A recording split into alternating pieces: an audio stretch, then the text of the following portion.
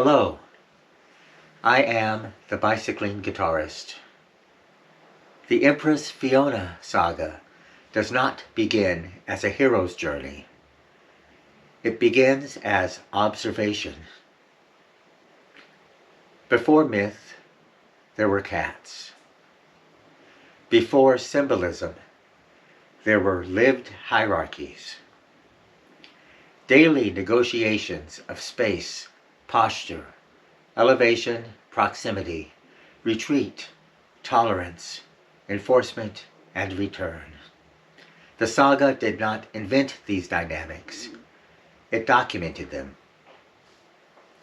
The myth emerges not as projection but as recognition. People may assume, oh, you made up a myth about your cats. No, I observed one. The court at the center of this saga is not metaphor first. It is a real configuration of living beings whose arrangement suggested something older than domestic life. Empress Fiona occupied height without aggression. Warrior Princess Lily held readiness without chaos. Royal Advisor Witchy-Poo existed as continuity itself, predating visible arrangements and stabilizing them through presence. Little Cat, later, would embody survival without resolution. None of these roles were assigned. They were observed over time and named only after they had become unmistakable. This establishes the saga's architecture. The myth does not fabricate archetypes and impose them upon behavior. It witnesses archetypal pattern emerging from lived social order. What results is a post-heroic mythology grounded in governance rather than conquest. Traditional heroic frameworks, including those articulated by Joseph Campbell, describe departure, ordeal, transformation, and return. The Empress Fiona saga does not contest that structure. It simply does not require it. There is no call to adventure because the Empress is already in place. There is no quest for legitimacy because authority is established through comportment. There is no climactic boon because the court's function is maintenance rather than acquisition. This orientation places the saga nearer to Taoist sensibility than to epic conquest narrative. Wu Wei, action that does not force, appears not as doctrine but as arrangement. The Empress governs through presence rather than proclamation. Power withdraws when not needed. It is not dramatized. This restraint becomes the saga's governing ethic. Restraint, however, does not imply fragility. Warrior Princess Lily exists precisely because force may be required. The saga neither romanticizes violence nor denies its necessity. When deployed, force is decisive and brief. When unnecessary, it remains contained. Containment recurs structurally throughout the saga. Ships, boxes, platters, bags, courts, launchers. Each a boundary that permits intensity without chaos. The presence of Witchy-Poo from the before times introduces temporal depth without nostalgia. The before times are not a golden age, they are continuity. Memory stabilizes governance. Instruction replaces spectacle. Apprenticeship precedes visible authority. What later appears mythic is revealed to have been learned in small domestic acts. Little Cat's role complicates any movement towards sentimental closure. She is not healed into narrative resolution. She remains witness to what survival costs. Her presence prevents the court from becoming utopian fantasy. Fear is permitted to remain as knowledge. The saga does not smooth this. This refusal aligns with a broader philosophical current that values recognition over transcendence. The saga observes pattern without elevating it into cosmic drama. Its scale widens: ocean, space, distant planets, yet its center remains relational and grounded. The architecture unfolds in 2 volumes: Introductions and Adventures. Volume 1 establishes roles, vessels, tools, and courtly arrangement. It resists urgency. Volume 2 introduces events that test the established order without dismantling it. Even where conflict appears, the arc bends towards restoration of safety and withdrawal of force rather than celebration of victory. The saga's aesthetic reflects this ethic. Spectacle is minimal. Objects used in ritual or defense originate in ordinary domestic life. A metal platter inherited decades earlier. A paper sack used in play. Stuffed mouse toys that become mouserooms.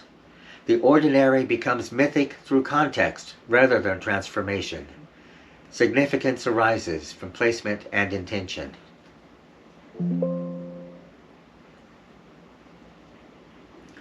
A deeper autobiographical current runs beneath the saga.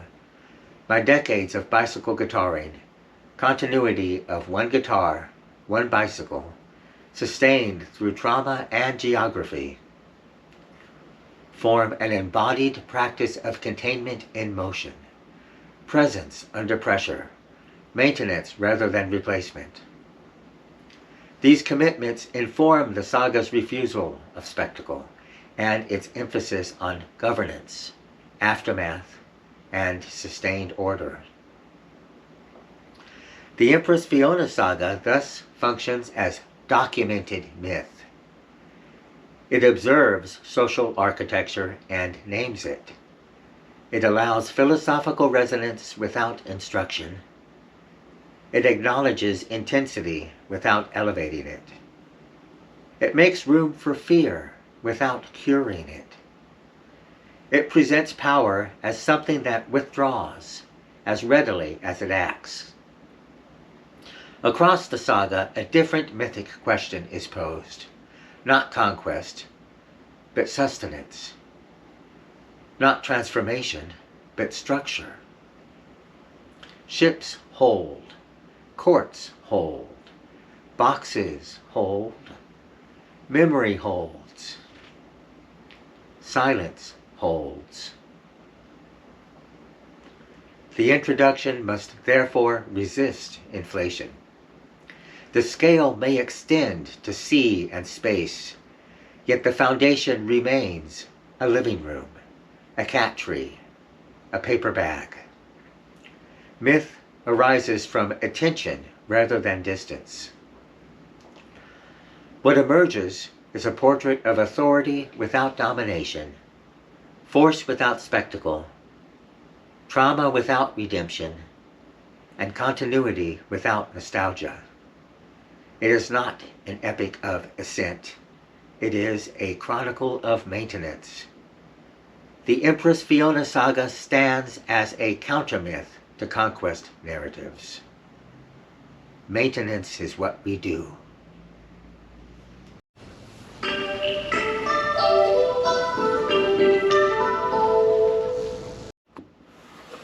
Volume 1 does not introduce a quest. It establishes a court. The work opens not with departure, but with placement. Each song in this first volume names a structural element of the realm: vessel, advisor, warrior, tool, concealment, relation. The order is deliberate. Presence precedes event. While many narratives seek momentum, Volume 1 resists urgency. The Empress is already in position. Authority is not earned through ordeal, it is revealed through comportment. The album's first movements dwell on the ship, on elevation, on descent and return, not as spectacle but as demonstration of controlled range. The architecture is shown before it is tested. The songs introduce vessels before they introduce conflict. Her Fiona ship is not a vehicle of conquest, but a domain of governed movement. It flies, dives, and later travels through space, yet these expansions do not signal ambition, they signal capacity. The realm can extend because it is internally ordered. The craft does not wander, it operates. Royal Advisor Witchypoo is placed within this architecture as continuity rather than ornament. She predates visible arrangement.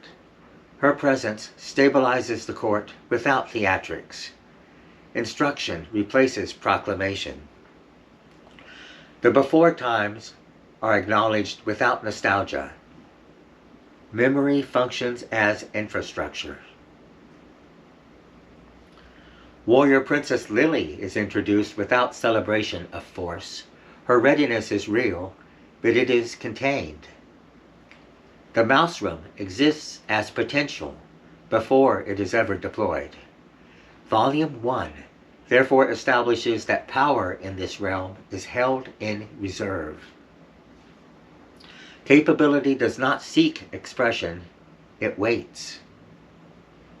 The album's sequence reinforces the measured order already visible in the songs. Each introduction is discrete.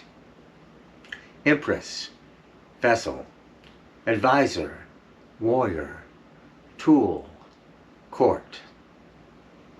The roles are named one by one. There is no rush to combine them into drama. The listener is invited to understand the configuration before witnessing any event that might disturb it. Volume 1 therefore functions as architectural survey. It maps elevation and descent, interior and exterior, readiness and rest. The songs present these patterns directly. Interpretation follows observation. Structure is shown before meaning is named. Little Cat arrives at the end of the volume, and her arrival shifts the emotional register without altering the architecture. She is not positioned as a hero in waiting. She is witness. Her presence complicates comfort. Fear enters the court, not as problem to be solved, but as reality to be held. The realm does not promise cure, it promises containment. This first volume refuses the arc of transformation.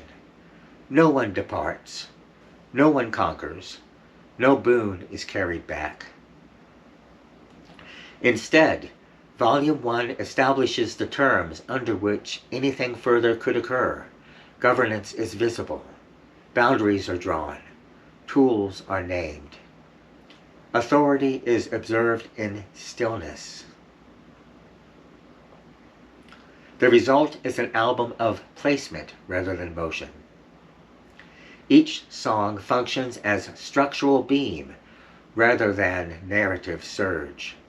By the time the court is fully introduced, the listener understands the realm not as metaphor but as configuration. The mythic themes arise from what is already present: restraint, containment, continuity, and ordered relation. Volume 1 closes not with triumph, but with arrangement complete. The court stands. Roles are clear. Power is defined by restraint. From this ground, later events in Volume 2 will have meaning. But in this first movement, the emphasis is simple and exacting. Establish the order, let presence be sufficient.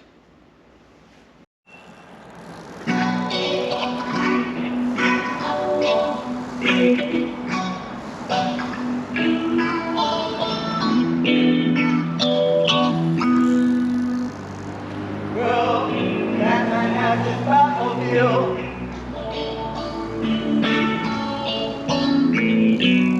The fighting guitarist has the minstrel cycle. Fiona has her Fiona ship. She got a coffee. It can go through space and time. Her Fiona ship.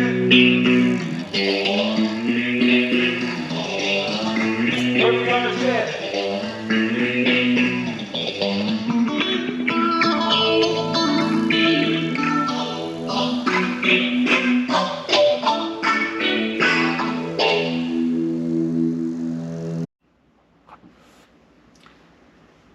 The saga opens not with battle, nor with origin tragedy, but with a vehicle. Just as Batman has his Batmobile, and the bicycling guitarist has the minstrel cycle, Empress Fiona has her Fiona ship. The comparison is playful, yet it establishes a structural truth. Sovereignty in this universe is inseparable from conveyance. The ruler and the vessel form a single system.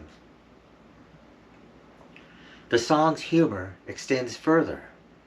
The ship is said to travel through space and time, yet so does every rock sitting in dirt. The joke gently deflates spectacle. Movement through space-time is not exclusive to heroes. What distinguishes the Empress is not cosmic exaggeration, but alignment with her craft. The myth begins by grounding grandeur in ordinary physics. Visually, the mythology becomes distinctly feline. Empress Fiona is shown seated within a cardboard box inside the bubble canopy of her flying saucer. Behind her, the editing frames her against a black square, another box within the image. What might appear at first as budgetary simplicity becomes cosmological principle. Of course, space cats use box technology. For cats, the box is not incidental furniture, it is enclosure, safety, command post, and portal. The box is both boundary and throne. In mythic terms, the cardboard control box becomes regalia, an emblem of containment as power. The rounded saucer encloses the box. The box encloses the Empress. Sovereignty is nested containment. This box technology carries symbolic weight without abandoning humor. Jung might describe the box as a mandala in miniature, a defined psychic boundary within which the self is centered. Yet here the image avoids solemnity. The feline instinct to occupy boxes is elevated into interstellar architecture. The domestic becomes cosmic. The saga's post-heroic stance is already visible. Joseph Campbell's pattern would send the hero outward in search of transformation. Fiona does not depart from lack. She begins equipped, seated in her control box. There is no forging of the weapon, no earning of the throne. The vessel and its box-like core are already in place. There is also a Taoist undercurrent in the way the box functions. The usefulness of a vessel lies in its emptiness. A box is valuable because of the space it encloses. The power of her Fiona-ship resides not in projection outward, but in protected interiority. The Empress governs from within defined bounds. Non-forcing, containment, and alignment shape the mythic posture. The black square backdrop behind her reinforces this geometry, box within box, boundary within boundary. The visual language quietly asserts that order arises from defined space. The cosmos may be vast, but rule begins in enclosure. The song therefore establishes more than a whimsical flying saucer. It introduces the structural logic of the entire saga. Power is housed, not flaunted. Mobility is aligned, not frantic. Humor coexists with sovereignty. The myth grows out of observation, cats in boxes, rather than imposed grandeur. In the closing image, her Fiona ship stands ready. The Empress sits within her control box, contained yet cosmic. The joke about rocks traveling through space lingers, reminding us that scale alone does not create myth. Alignment does. The saga begins with a cat in a box, and the box becomes a starship.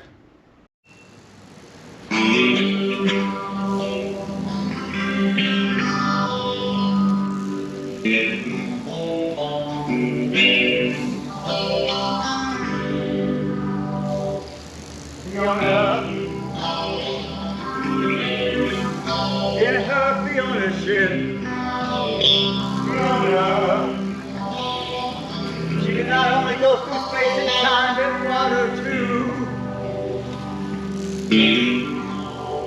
As is well known, flying saucers can hide underwater.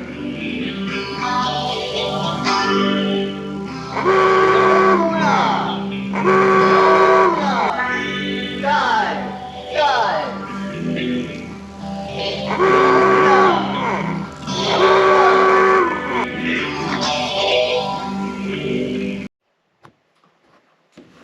Where the first song established the vessel in stillness, the second tests its capacity. Dive, Fiona, dive, shifts from readiness at rest to measured descent.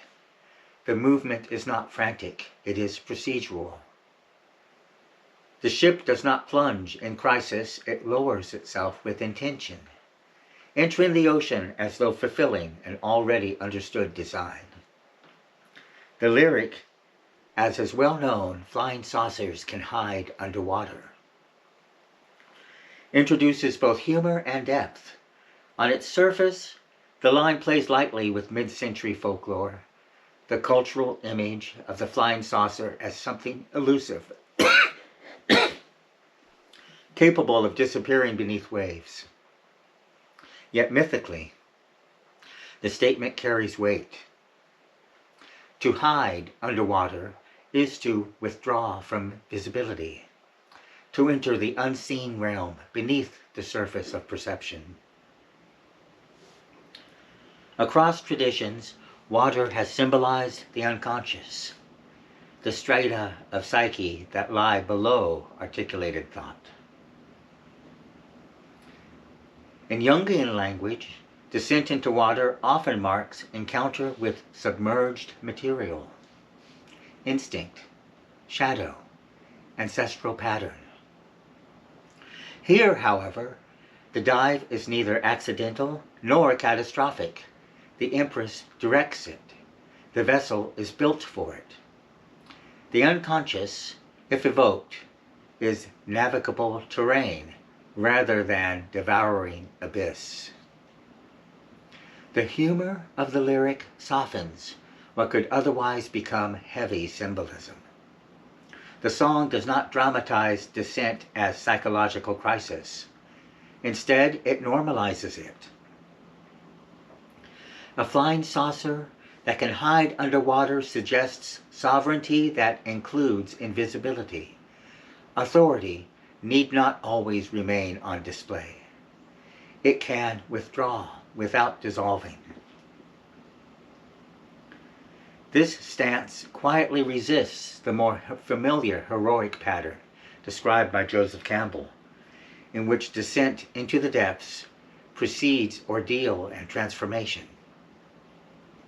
In this saga, the Empress does not enter the sea to be remade. She enters already coherent. The vessel's sealed containment, introduced in the first song, now proves its design. Pressure exists, but it does not fracture identity. There's also a Taoist resonance in the relationship between craft and ocean. Water yields yet surrounds, flows yet exerts pressure. The ship does not attempt to dominate the sea. It conforms to its own nature and thus moves within the water without strain.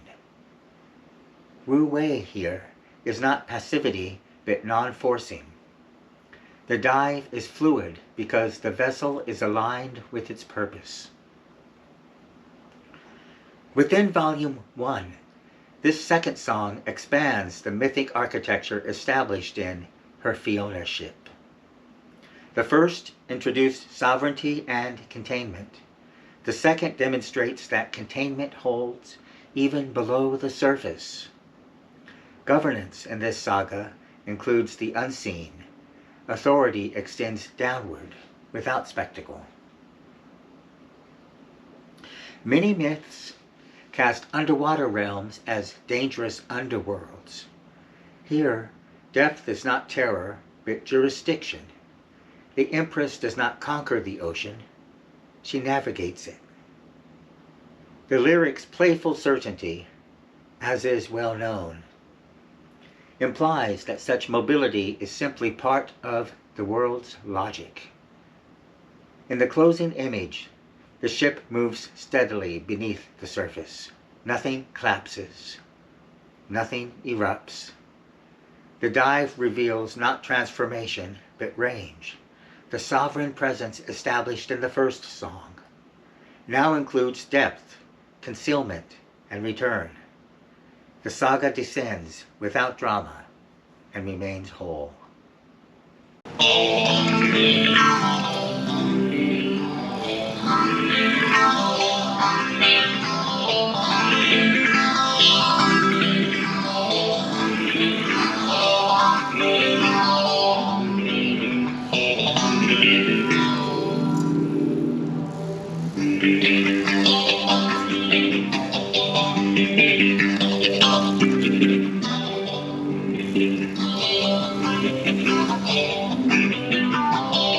Clouds of stars,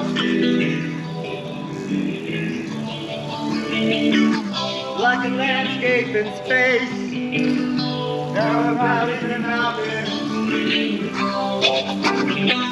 and different colors. Fiona, Empress Fiona, in her Fiona ship, in space, Fiona, Empress Fiona, in her Fiona ship.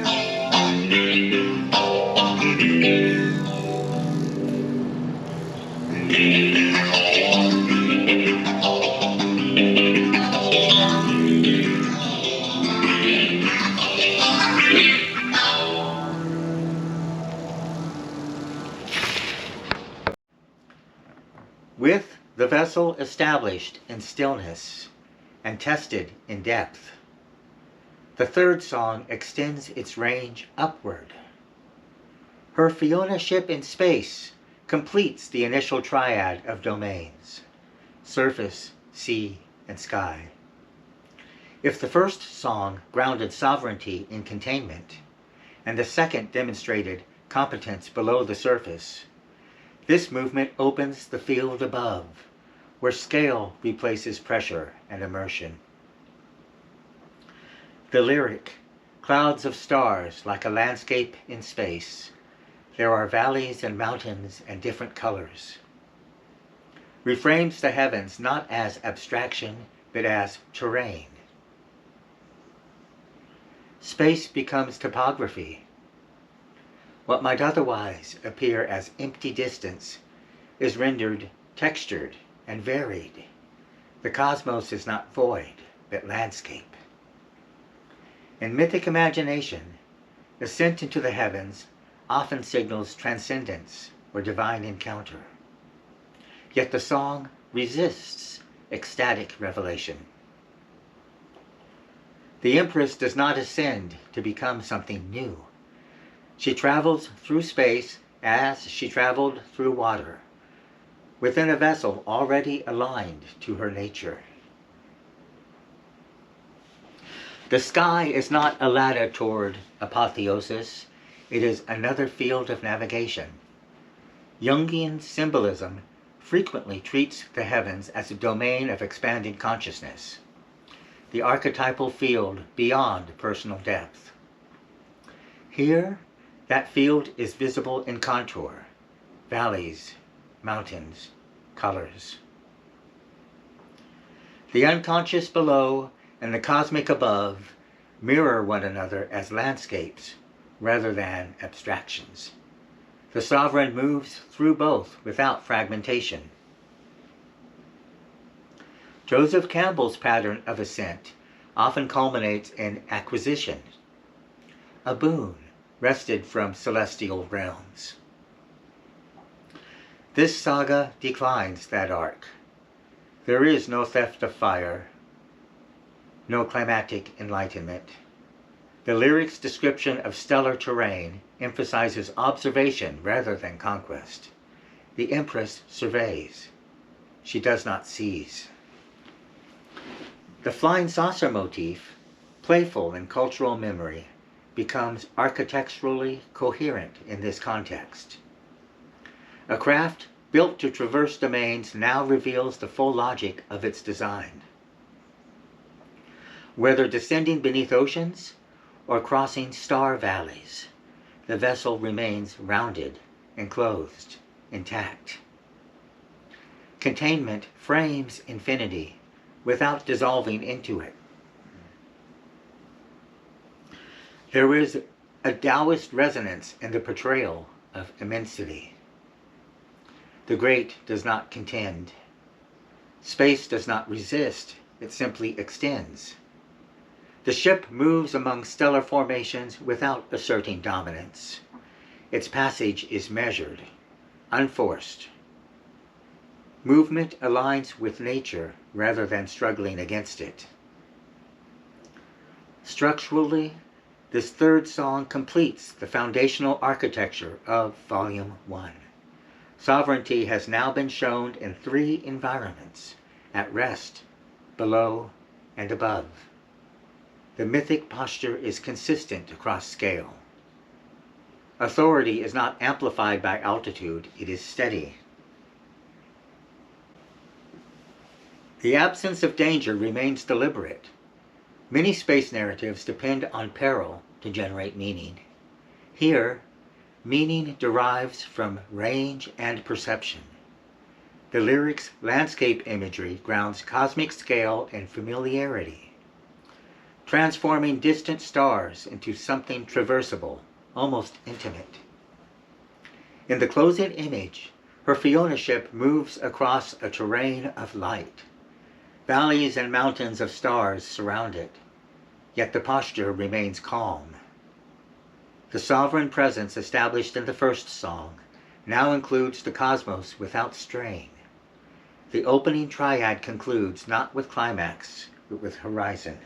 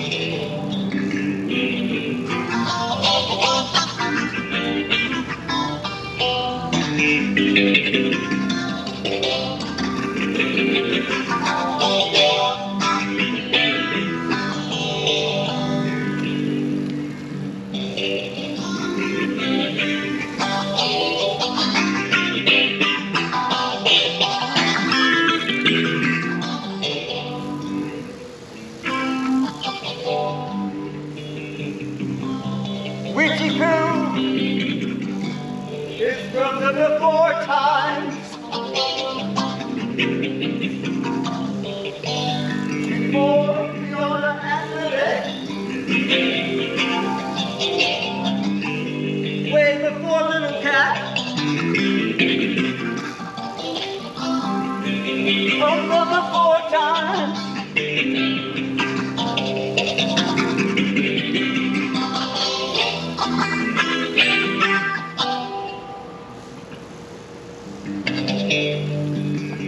Now Witchy Poo is royal advisor to Empress Fiona.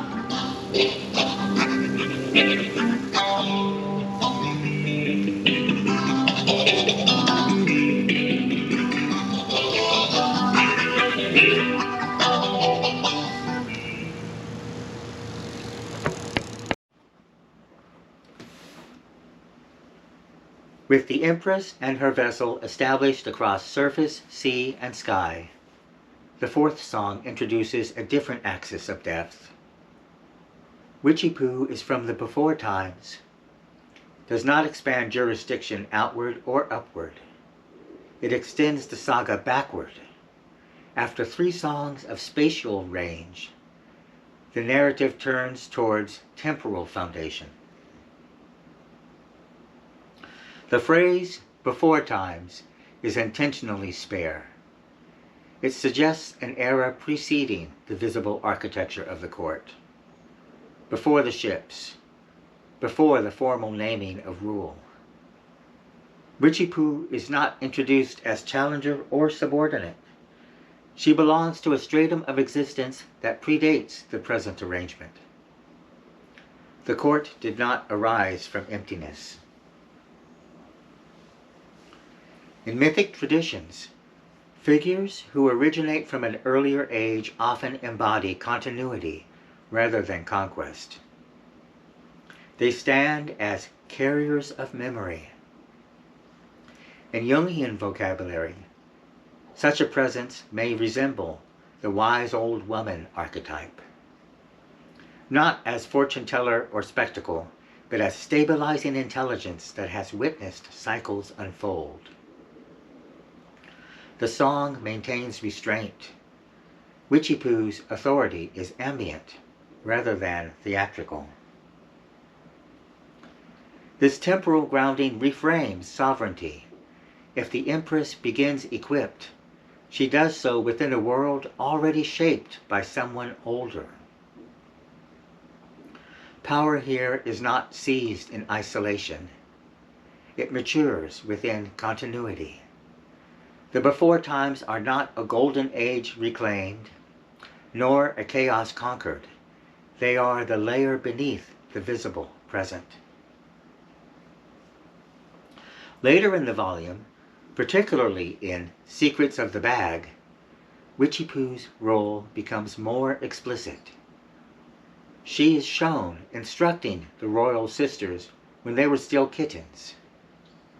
Princesses, Fiona and Lily, not yet Empress and Warrior Princess. Her authority is pedagogical as well as ancestral. She shaped the court long before it bore its current titles. The governance we see in the present has roots in lessons given in youth. This instructional dimension deepens her significance. The court's coherence is not accidental, it was cultivated. Witchy Poo's influence runs through the royal sisters' formation. She does not rule from the throne, yet her guidance structured those who would. Continuity here is active, not merely remembered. Joseph Campbell's heroic model often centers generational rupture, the new hero surpassing or replacing the old. This saga resists that pattern. There is no overthrow of elder by youth. Instead, layers coexist. The Empress's authority does not negate Witchy-Poo's precedence. It is informed by it.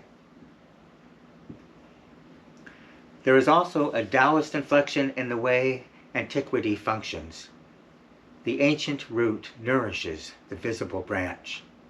What endures quietly sustains what appears active. Witchy-Poo embodies that sustaining root. Her presence implies that order arises from long cultivation rather than sudden conquest. Structurally, this fourth song secures lineage within Volume 1. The first three songs mapped sovereign mobility. This one anchors inheritance. Range without continuity risks spectacle. Continuity without range risks stagnation.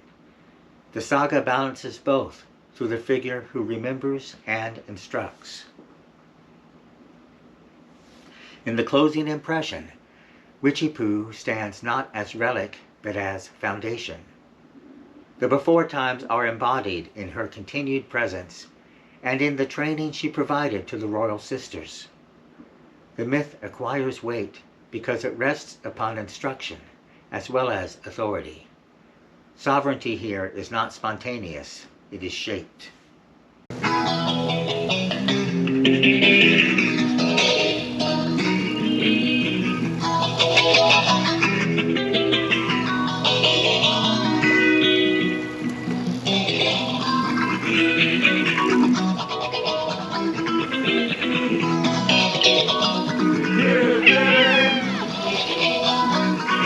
Warrior Princess Lily.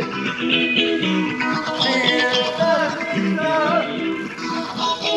of Empress Fiona.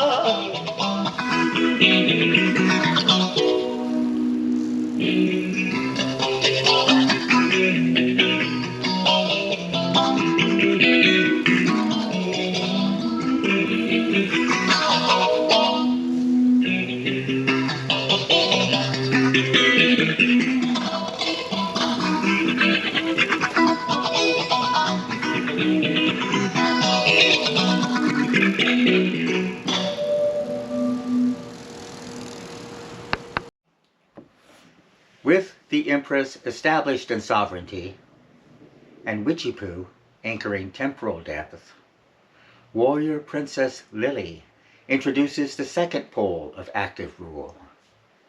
This is not merely the arrival of force, it is the completion of a governing pair. Across cultures, myth and history alike often place authority in dual form, king and priest, ruler and general, sovereign and executor. Here, the pairing takes shape as Empress and Warrior Princess, siblings whose roles are distinct, yet structurally inseparable. The title matters. Lily is not a rogue combatant, nor a wandering hero. She is princess as well as warrior. Her action arises within legitimacy. Her force belongs to the court. This prevents the narrative from slipping into the solitary hero model. Power here is not concentrated in a single conquering figure, but distributed across complementary functions. In many traditional societies, the ruler embodies order, while another figure, often martial, defends or enacts that order. The pairing preserves balance. If the sovereign represents continuity and law, the warrior represents boundary and response. In this saga, Fiona's containment and Lily's readiness operate in tandem. One stabilizes, the other protects. The sibling dimension intensifies this structure. This is not an alliance of convenience, but a shared origin. The royal sisters do not compete for the throne. Their authority arises in co-presence. Mythically, sibling pairs often represent polarity held in kinship, strength without schism, difference without rupture. The dyad resists the narrative of rivalry that so frequently animates royal tales. Jungian language might describe this pairing as differentiated functions within a larger psychic whole. The sovereign and the warrior archetypes existing in mutual support rather than opposition. Lily's intensity does not threaten the Empress. It renders her sovereignty credible. Containment requires protection. Protection requires containment to define its purpose. Importantly, this introductory song does not dramatize combat. Lily's power is named as capacity rather than displayed as spectacle. This restraint aligns with the saga's broader ethic. Force is justified and decisive when necessary, but it is not entertainment. The introduction establishes muscle without indulging in violence. Joseph Campbell's heroic model centers the lone warrior who departs, endures ordeal, and returns transformed. Warrior Princess Lily refuses that isolation. Lily does not depart from the court to discover herself. She is already embedded within it. Her identity is relational, not quest-driven. Within Volume 1's architecture, this song completes the initial court formation. The Empress governs. Witchy-Poo grounds the lineage and instruction of the royal sisters. Lily embodies the capacity to act when governance must be defended. The mythic weight of the saga now rests on balance rather than assent. In the closing impression, Warrior Princess Lily stands as necessary counterpart rather than challenger. The court's stability depends upon her presence. Authority here is dual without division. The Empress and the Warrior Princess form a ruling pair whose coherence prevents both tyranny and chaos. With Lily's introduction, the saga's governing symmetry becomes visible.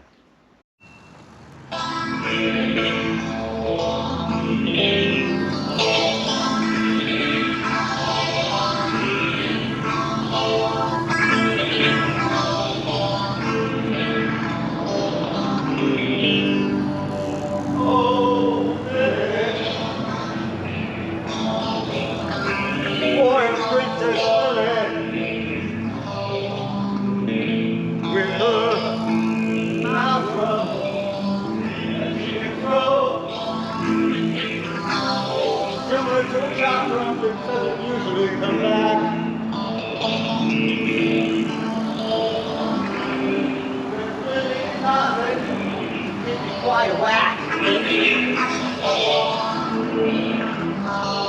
Yeah, these tiny boys are about. Really, it's quite possibly the strongest cat in the house. In that way, her mouth drum, you can toss her mouth drum. Her mouth drum.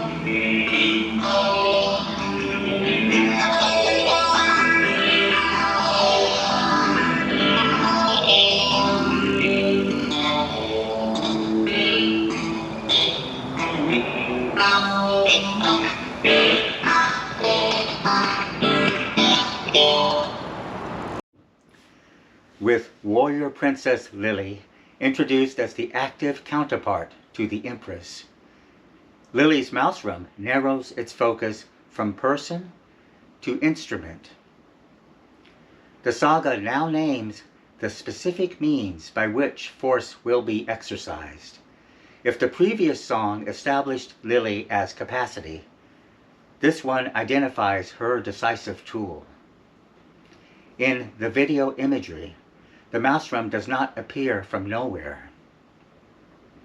It rests upon a ceremonial platter, later recognized by a viewer as bearing Aztec calendar markings, though that symbolism was not consciously chosen at the time of filming. The platter is not named within the song, yet its presence is unmistakable. The weapon is presented before it is taken. Lily selects a gray stuffed mouse cat toy from this ritual surface. The act is deliberate.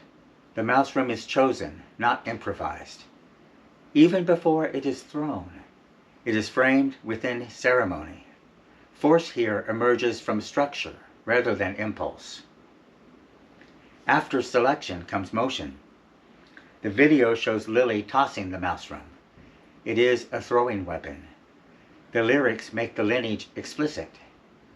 It's similar to a chakram, but it doesn't usually come back.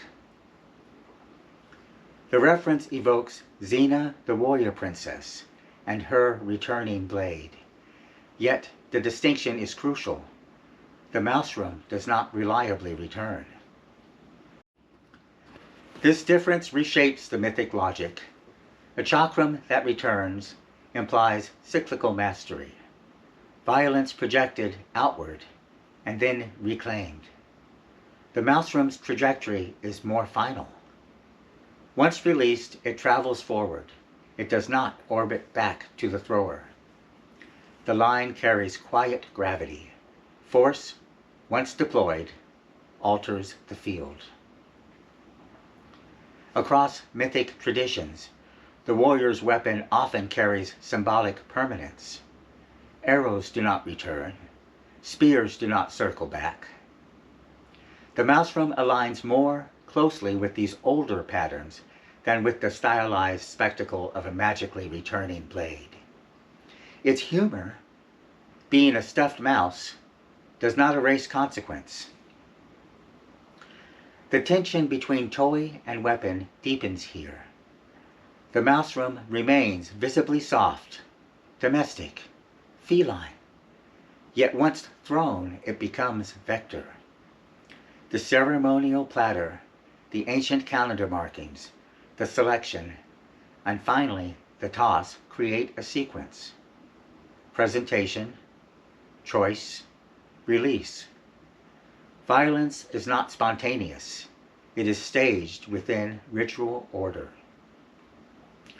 Jungian readings of weapon symbolism treat the thrown object as projection of will. In this saga, that will is bounded by role. Lily throws not as solitary hero, but as warrior princess within a court. The Empress governs. Lily releases. The maelstrom does not return because its purpose is not display, but effect. The unintended Aztec calendar imagery beneath the maelstrom adds resonance after the fact. A calendar marks cycles and time. Yet the thrown maelstrom does not cycle back. It moves within time without reversing it. The juxtaposition suggests that while order is cyclical, action is linear. Decisions have direction.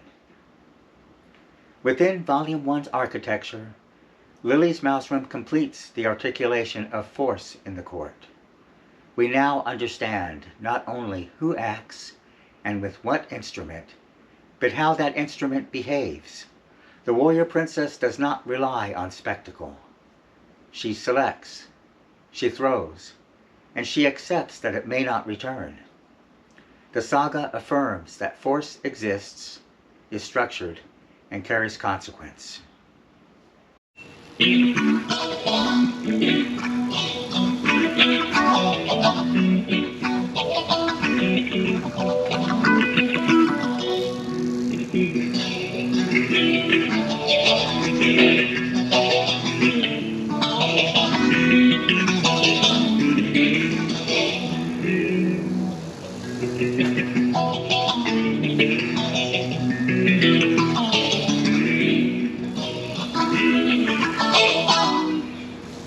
Well, warrior Princess Lily, the sister of Empress Fiona. Warrior Princess Lily.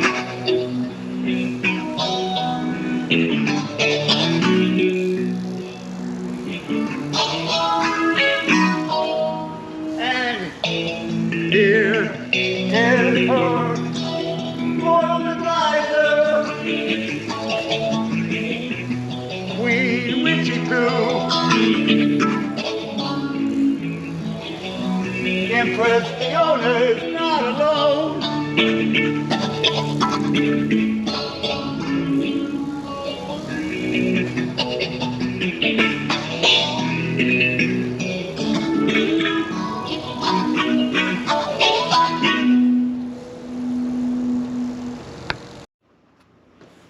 After establishing sovereign, vessel, elder, warrior, and weapon, Empress Fiona's court gathers the architecture into relational form. Earlier songs introduced capacities in isolation, containment, descent, ascent, ancestry, force. This song arranges them. What was structural becomes social. The court is not backdrop. It is the living geometry of rule. The word court carries deep mythological history. In many cultures, the court is the axis mundi of the kingdom, the point where heaven, earth, and human order intersect. It is the place where cosmic alignment is mirrored in political form. Yet this saga does not construct the court as spectacle or marble monument. Its power lies in presence and pattern rather than opulence. Importantly, the court resolves a tension implicit in heroic mythology. The solitary ruler or lone hero dominates many traditions. Even where courts exist, narratives often isolate the sovereign in decisive moments. This song explicitly resists that trope. The closing lyric, Empress Fiona is not alone, overturns the image of isolated authority. The simplicity of that line belies its structural weight. To say she is not alone is to redefine sovereignty itself. Authority here is relational.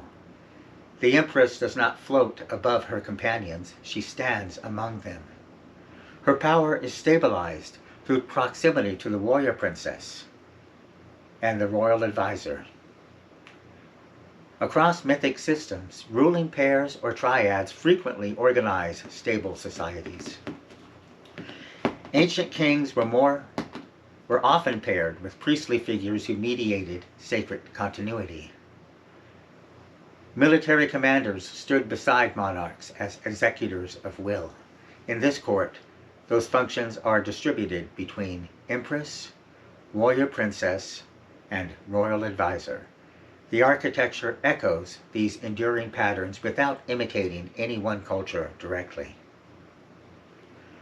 Jung described psychological wholeness as integration of differentiated archetypal functions. A psyche ruled solely by the warrior becomes destructive. One ruled solely by the sovereign risks stagnation. One ruled solely by the elder risks detachment. Integration requires balance. The court externalizes this inner principle. It is not merely political, it is symbolic of ordered totality. The absence of rivalry is crucial. Myth is crowded with stories of sibling conflict, succession wars, betrayal within royal houses. This saga rejects that dramatic engine. The royal sisters do not compete. The royal advisor does not manipulate. The stability of the court arises from mutual recognition of role. Authority is layered, not contested. This arrangement also aligns with the saga's Taoist inflection. The Tao Te Ching speaks of governing a large realm as one cooks a small fish, without overhandling. The court embodies this principle. Nothing is overstated. No proclamations thunder. Governance appears as continuity of relationship rather than assertion of dominance. My understanding of Taoism came through Alan Watts, whose transmission of these traditions into the Western imagination shaped the way I see long before this court existed to be observed.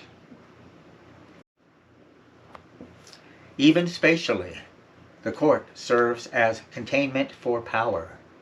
Earlier songs introduced vessels and weapons, technologies of movement and force. The court introduces stillness as equilibrium. It is the place to which ships return, where weapons are not displayed but held within order. Action and ancestry find coherence here.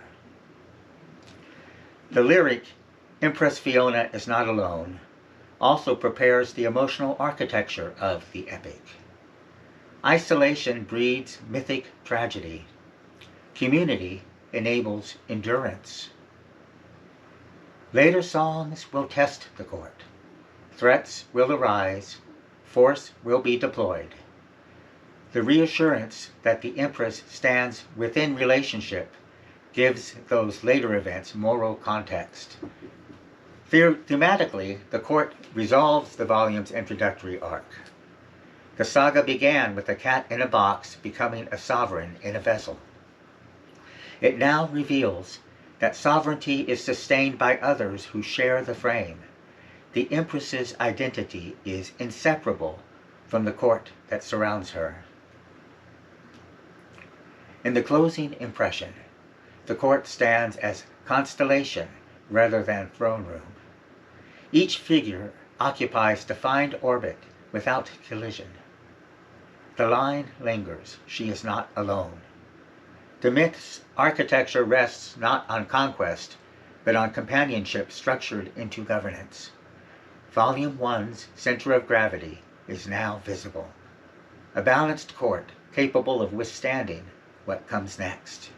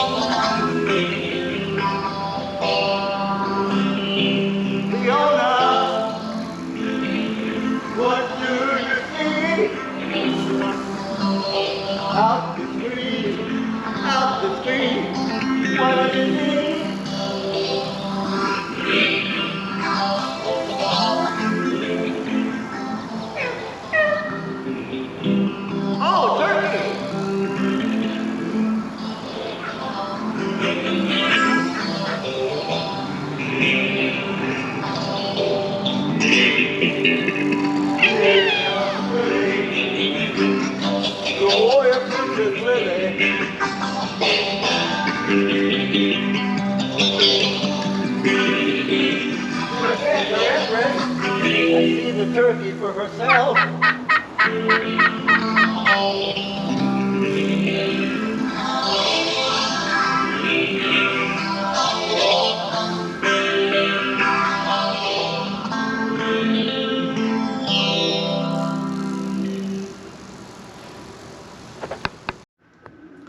After assembling sovereign, vessel, elder, warrior, weapon, and court, See the Turkey shifts the epic lens outward toward the immediate world.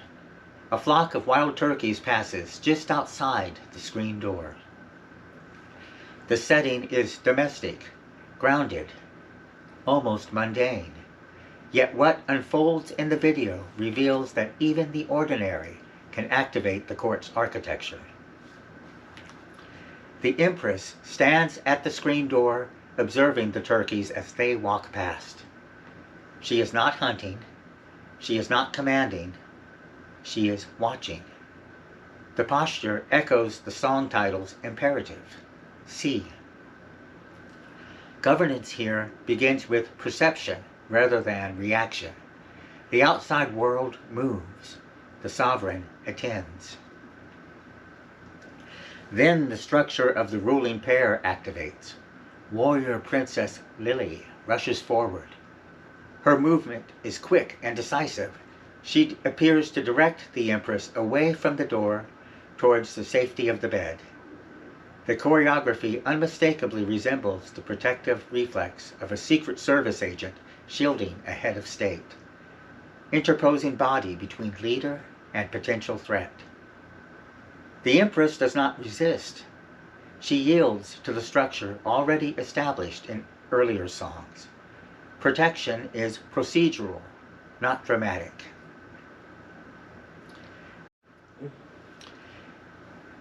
Lily then takes position at the screen door. She confronts what stands outside. Among the flock, one turkey halts, turns, and faces her directly, gobbling in what the video frames as confrontation.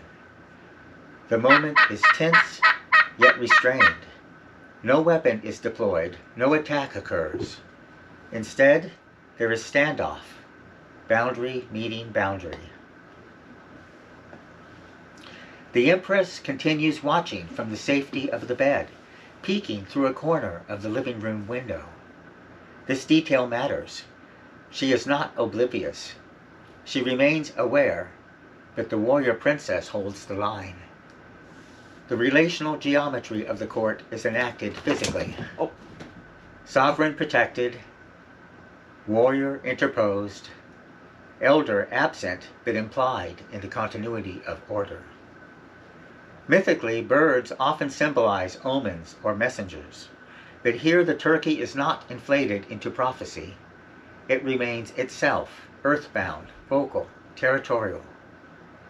The drama arises not from symbolic elevation, but from enacted roles. The court's structure proves functional in real time.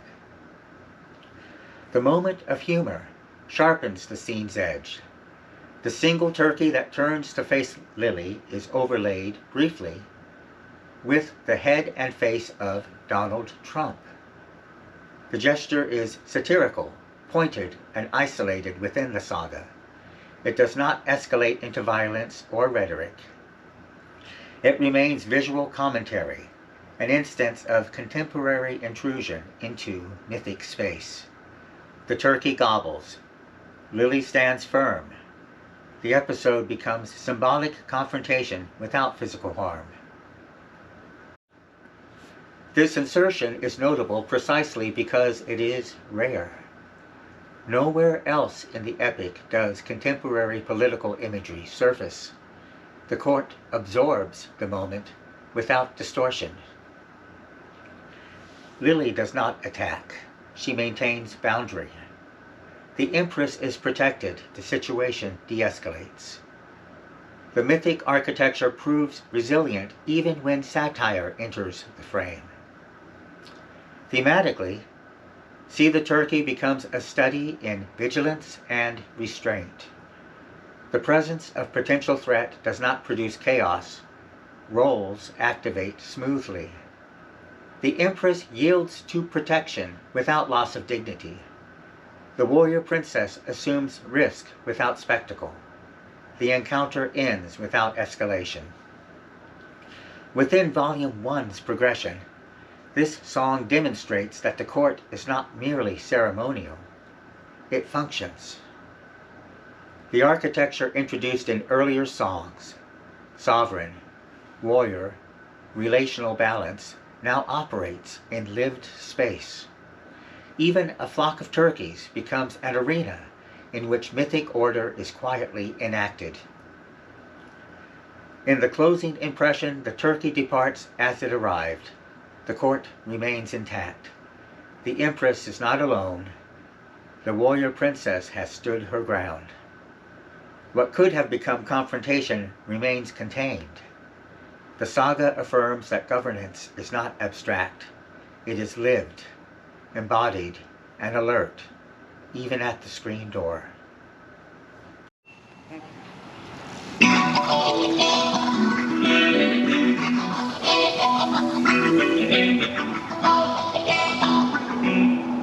Listen, kittens, and learn from queen to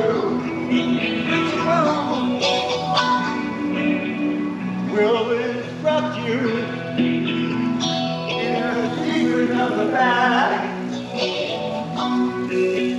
Fiona, Princess Fiona, pays attention quite closely. Where did that paw come from?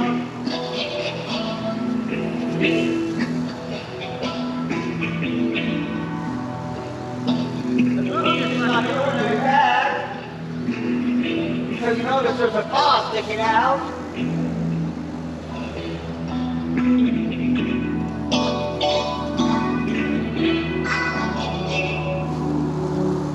Lily paid attention to for your Lily.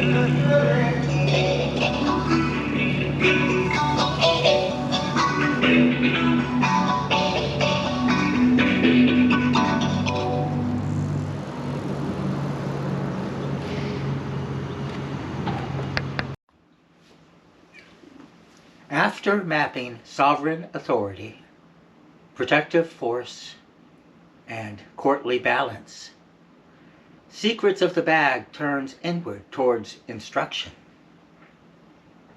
The bag is not a weapon and not a vessel. It is container, but of a different order, soft, domestic, unassuming. Yet within the architecture of the saga, it becomes a site of transmission. In the video imagery and narrative framing, Witchypoo instructs the royal sisters when they were still kittens. Princesses Fiona and Lily, not yet Empress and Warrior Princess. The bag becomes classroom. Its secrets are not arcane spells, but lived knowledge. How to watch, how to wait, how to interpret environment. The court's future coherence begins here. Across mythic traditions, instruction scenes often precede heroic emergence. Young rulers and warriors are trained by elders before assuming visible authority. What distinguishes this saga is its refusal to dramatize that training as ordeal. There is no trial by combat, no desert exile. Instead, the pedagogy unfolds in domestic space. The bag itself carries symbolic resonance. A container conceals and reveals. It holds what is not yet visible. In Jungian terms, it resembles the unconscious matrix from which form emerges. Yet the song does not inflate it into mystical portal. It remains bag, tactile, ordinary, feline magnet. The depth arises from context rather than supernatural claim. Witchypoo's role is central here. Earlier introduced as from the before times, she now appears as formative influence. The royal sisters do not simply inherit court structure, they are shaped into it. Instruction precedes title.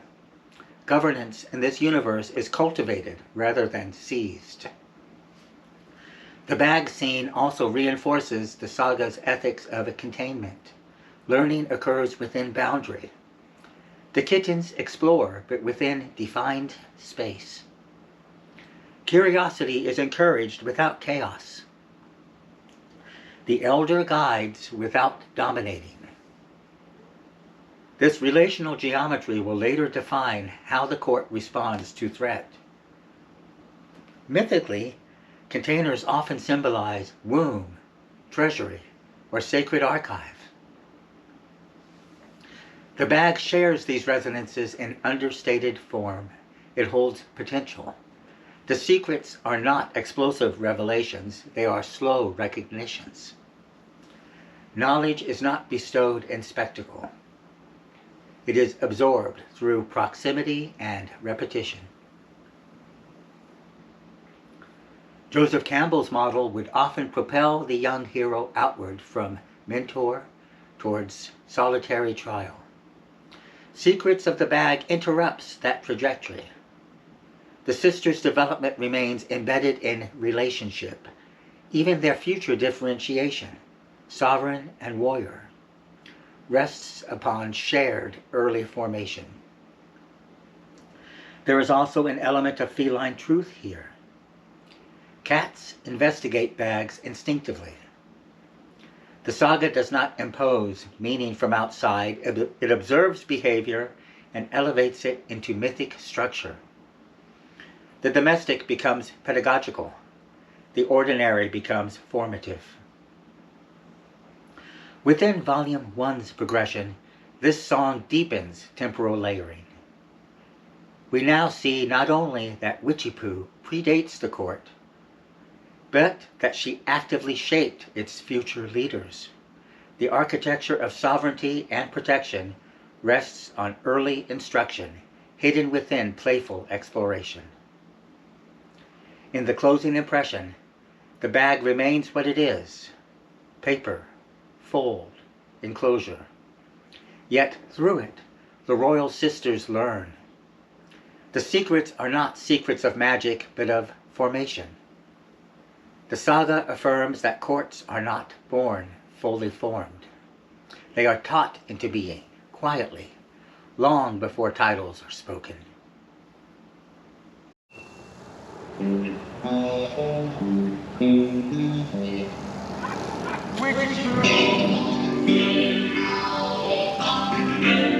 like a big fuzzy bear with all your fluffy black hair. And one eye leads you, one eye leads through. The one of you are now the royal advisor to Empress Fiona, who has learned how to ever since she was a kitten. Princess Fiona then.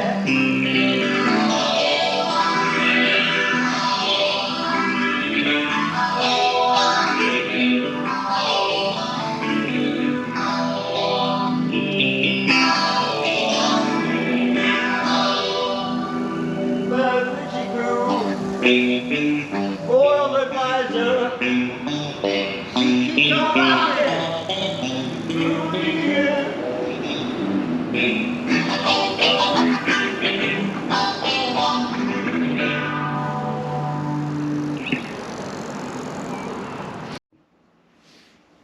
Royal advisor Witchy-Poo returns to a figure already introduced as originating from the before times, but now clarifies her formal role within the court. She is not merely elder presence or ancestral memory. She is advisor. The title gives institutional definition to what earlier songs implied. The distinction matters. An elder may carry memory. An advisor participates in decision. The court's architecture, previously balanced between sovereign and warrior, now reveals its deliberative dimension. Governance in this saga is not impulse, it is considered. Witchy-Poo's authority does not arise from force or spectacle, it arises from duration and observation. She has seen more.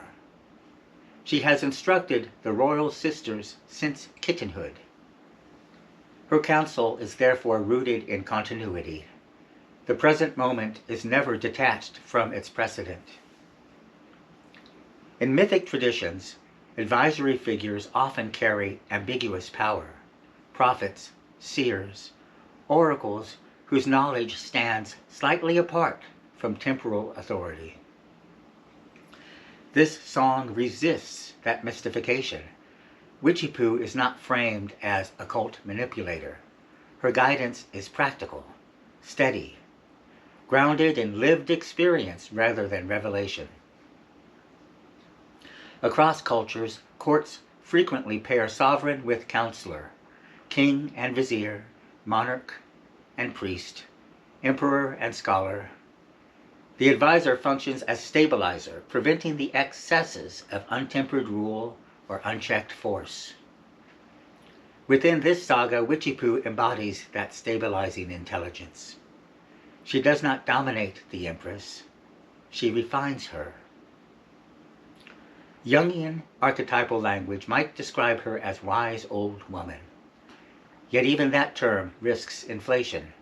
What distinguishes her here is not mystical distance, but relational proximity. She is inside the court's daily rhythm. Her wisdom operates in ordinary space, not atop mountains. The title, Royal Advisor, also signals trust. Advice is invited, it is not imposed. The Empress's authority includes the humility to listen. The court's coherence depends not only on decisive action from the warrior princess, but on reflective restraint from its advisor. There is an ethical dimension here. The saga has already shown force exists in the form of the maelstrom. It has shown protection enacted at the screen door. Now it underscores that power is filtered through counsel. Decisions are not made in isolation. Violence, when it comes later in the epic, will be contextualized by deliberation. Unlike many mythic narratives where advisors are treacherous or manipulative, this song establishes stability. Witchy-Poo's influence shaped the royal sisters in youth and continues into formal governance. Her presence bridges past instruction and present authority. Structurally within Volume 1, this song completes the court's internal architecture. We now see sovereign, warrior, weapon, instruction, and counsel fully articulated. The court is not merely assembled, it is operational. In the closing impression, Royal Advisor Witchy-Poo stands neither behind nor above the throne, but beside it. Her authority is quiet, procedural, enduring. The saga affirms that sovereignty sustained over time depends not only on strength and legitimacy, but on guidance rooted in memory and experience. The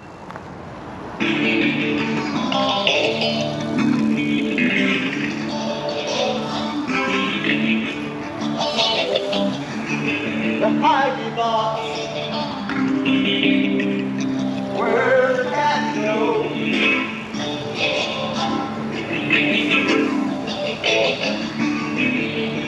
The hidey box,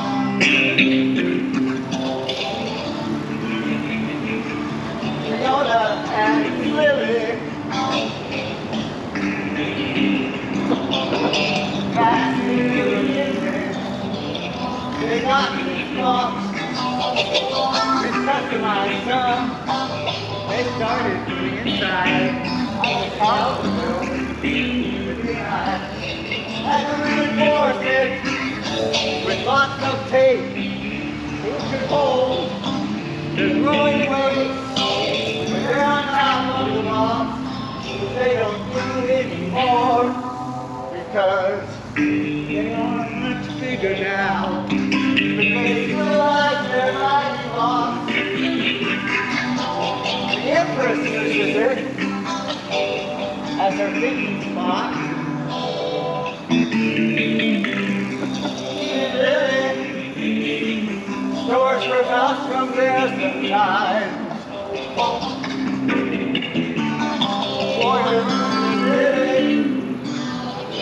her maelstrom.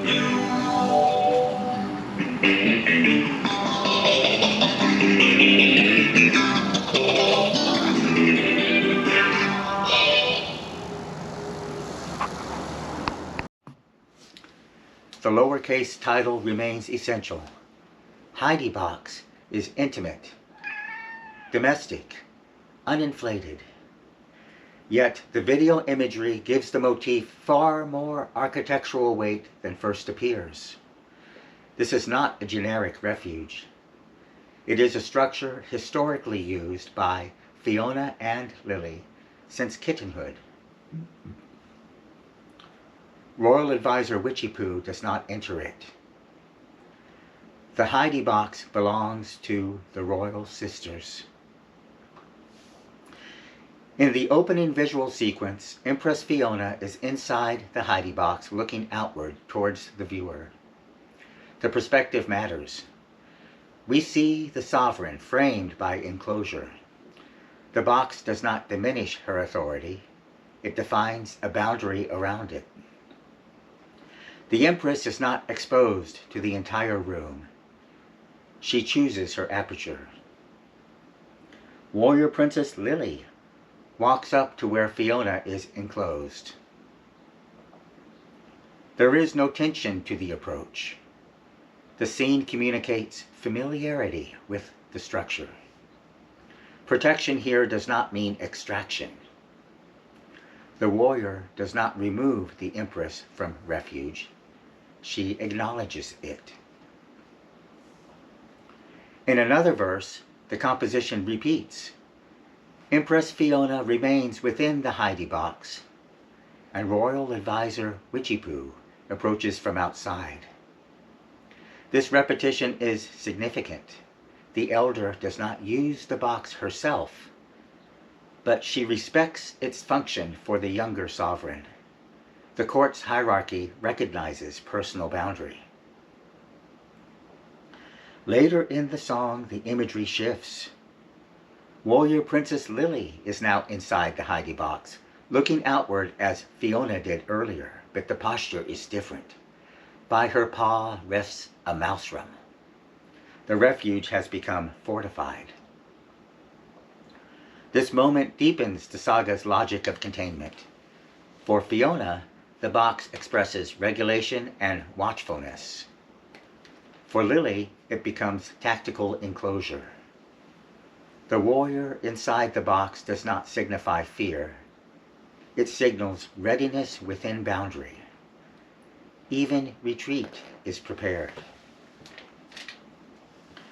The Heidi Box thus functions differently for each sister while remaining structurally the same object. The Empress inhabits it as sovereign interiority. The warrior inhabits it as defensible position. The difference echoes their roles without requiring dialogue. It is important that Witchy-Poo never uses the box. Her authority is ambient, pre-existing. The Heidi Box belongs to the generation she instructed. It reflects developmental need rather than ancient steadiness. The elder stands outside structures that the younger ones require. Mythically enclosed spaces often carry womb, cave, or sanctuary symbolism. Here, the imagery is grounded in feline behavior. Yet the resonance remains. The cave shelters the king. The fortress protects the warrior. The hermit cell regulates the mystic. The Heidi Box quietly participates in this lineage without theatrical claim. There is also a structural echo back to her Fiona ship. Both songs involve enclosure framing sovereignty. But where the earlier box imagery suggested command center, the Heidi Box suggests recuperative boundary. Together they articulate a full spectrum of containment, operational and restorative. In the closing impression, the Heidi Box stands as shared inheritance of the royal sisters. It has housed them since kittenhood. It remains available in adulthood. The court's architecture therefore includes not only throne and weapon, but refuge and readiness. Containment in this saga is not weakness, it is coherence.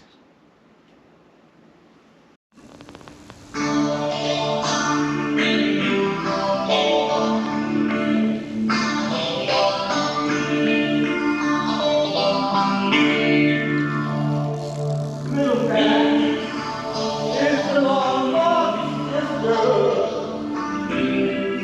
of the royal sisters, Fiona and Lily.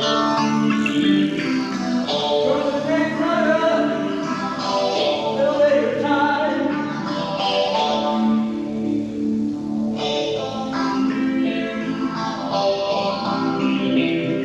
so she has royal blood, just like her sister.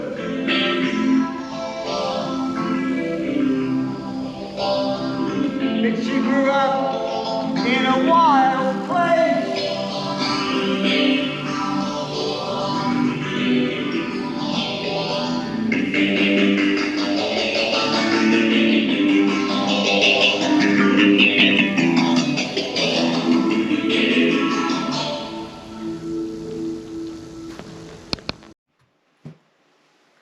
Long Lost Sister completes Volume 1, not with triumph, but with recognition. The architecture of court, weapon, refuge, and instruction has been established. Now the saga introduces absence made visible. The sister who was not present stands within the frame. The visual narrative does not dramatize arrival as spectacle. Little Cat is not crowned, not armed, not elevated. She appears smaller, watchful, uncertain. The court does not reorganize around her, it makes room. This distinction matters. Many epics would convert the lost sibling into hero, rival, or catalyst for new conflict. Here she remains what she is, survivor, witness, bearer of fear. Her presence does not complete the court, it complicates it.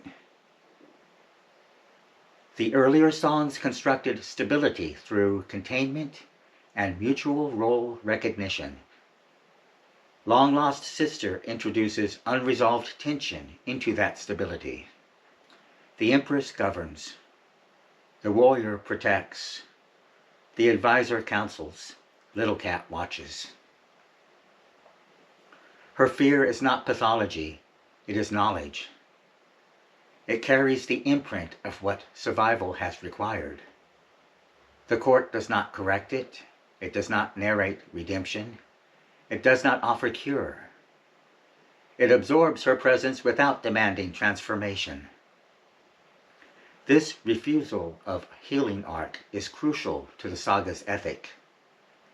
In many mythic cycles, trauma becomes fuel for heroic ascent.